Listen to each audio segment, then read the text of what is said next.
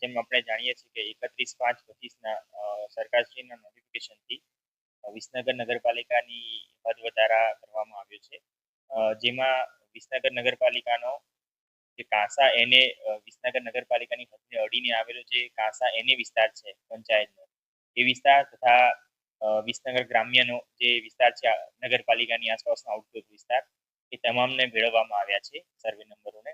આથી જે વિસનગર નગરપાલિકાની હાલની જે હદ છે 7.90 ચોરસ કિલોમીટર, એમાંથી 27 ચોરસ કિલોમીટર નવી હદ થઈ છે. સાથે સાથે જે 2001ની વસ્તી ગણતરી પ્રમાણે વિસનગર નગરપાલિકાની જે 63,000ની વસ્તી હતી, એમાં અંદાજે કાંસા એની વિસ્તારની 13,000 વસ્તીનો તથા આઉટડોર વિસ્તારની વસ્તીનો સમાવેશ કરી અંદાજે હાલ 1 લાખ કરતા પણ વધુ વસ્તી થવા પામી છે આપણા વિસ્તારની. સાથે સાથે જેમ આપણે હદ વધારો થયો છે, તેમ આ હદ વધારાને અનુરૂપ વિસનગર નગરપાલિકાનો આગામી સમયમાં નવો વિકાસ નકશો પણ તૈયાર કરવામાં આવશે.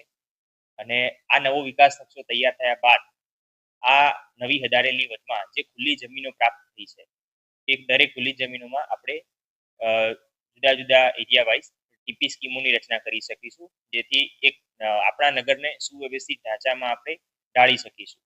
અને હાલની જે ટ્રાફિકની ને બધી સમસ્યાઓ છે એમાંથી આપણે મુક્તિ મેળવી શકીશું.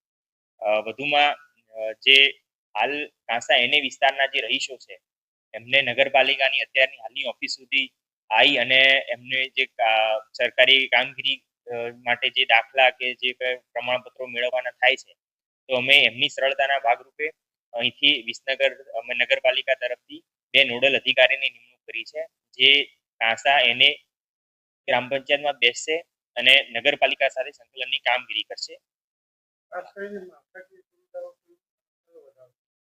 માળખાકીય સુવિધાની વાત કરીએ તો અમારા શહેરી વિકાસ વિભાગમાં સરકારશ્રીની વિવિધ યોજનાઓ છે.